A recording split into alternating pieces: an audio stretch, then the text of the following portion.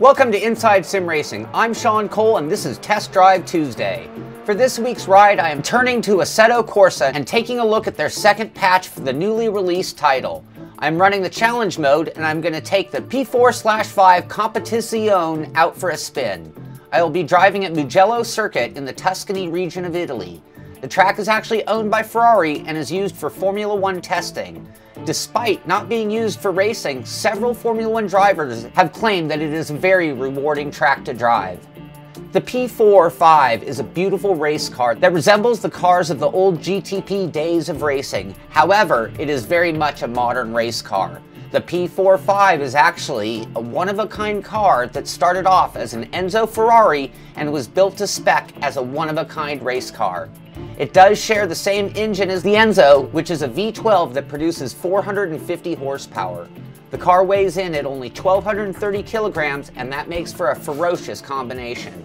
Now, as I pull out of pit lane, I'm going to mention a few things. Number one, I'm using the Thrustmaster TX Racing wheel, and this is the wheel that is for the Xbox One that we've talked about a whole lot, but I'm using it here on the PC. I'm using the 458 Italia edition. And heading out in pit lane, you can already feel how sticky the tires are on this P4/5 Competizione.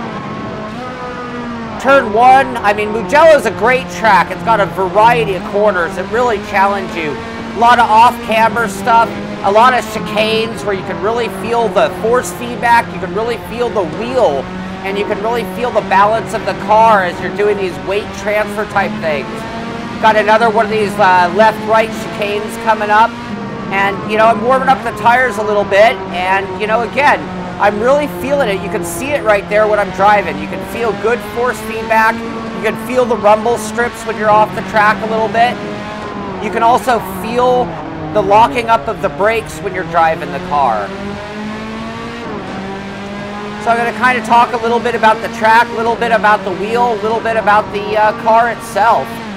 This P4/5, it's got a lot of horsepower, but not too much to get you in trouble. It's a really sticky car, and I find at times that I have to do some extreme things to make it turn like I want to. You can really snap the throttle off when you're doing your corner entry, and that'll really pitch the car out and send it into like a four-wheel drift almost. Something like this right here, where you can see it really flattened out. I'm catching the wheel, catching the car, and you can feel that all the way through the wheel. Really good effect there. Going through that last chicane and into the final corner, corner 12. Little bit of a bump coming over turn 12, entering this 180-degree left-hander downhill. Got to be patient because you can run off the track, but at the same time, it leads onto the straightaway. You got to optimize that corner to get the best lap times.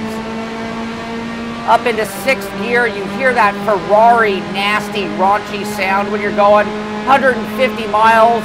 Little bit of a kink entering turn 1. Hard on the brakes into gear 3. Catching the car, you can see that drift. Hard on the gas up the hill into this little chicane. Just get off the gas, let the car settle, back on, catch it. Little bit of rumble strip to help you turn. There we go. You can feel me catch the car there again. Really good force feedback here. I'm loving it. The car is a little easy to drive though. I will say that. I'm not having to really overdrive it much except for on corner entry. You can definitely get hard back on the gas if it's stable. Off the strips you can feel the wobble, but it's very catchable.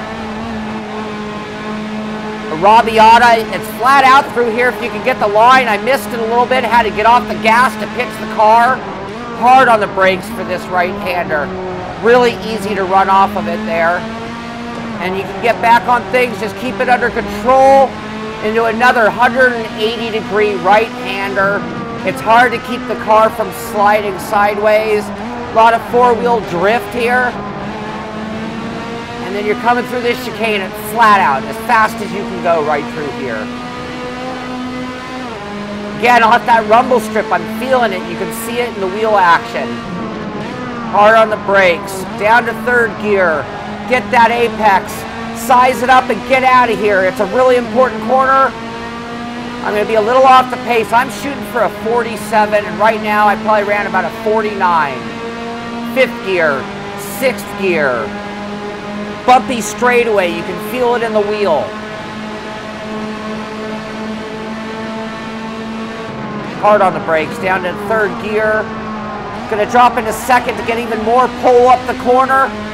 Up to third, off the gas, let the car settle. Get on that gas, find a balance. Use a little curving to turn the car. Oh, too much. Another left-right chicane, down into third. Gotta find the exit, good. Gotta find it, there it is. Good apex, good use of all the track. Don't overdrive this corner. It sets up this, which leads onto that straightaway and up the hill. You gotta get everything. You're flat out through here. You wanna come through as fast as you can. Little rumble strip to make the car turn. Same thing here. Oh, I just barely hang on.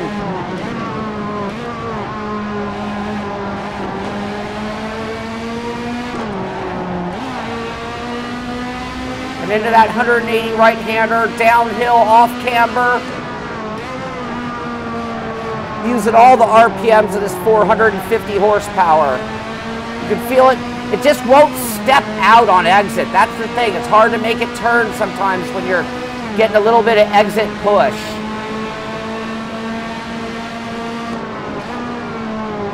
All right, I think I'm going to be quiet this lap and see what I can really get on my next one. And you can hear what this car sounds like.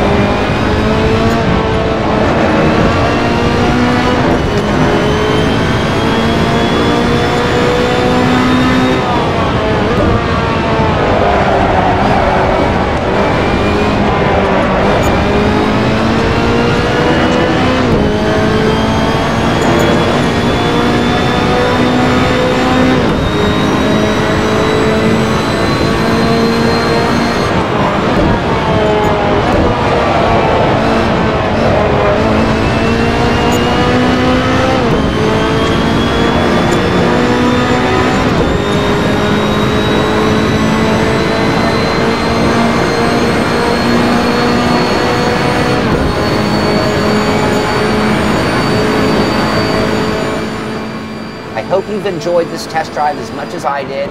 I'm Sean Cole, and I'll see you on the track.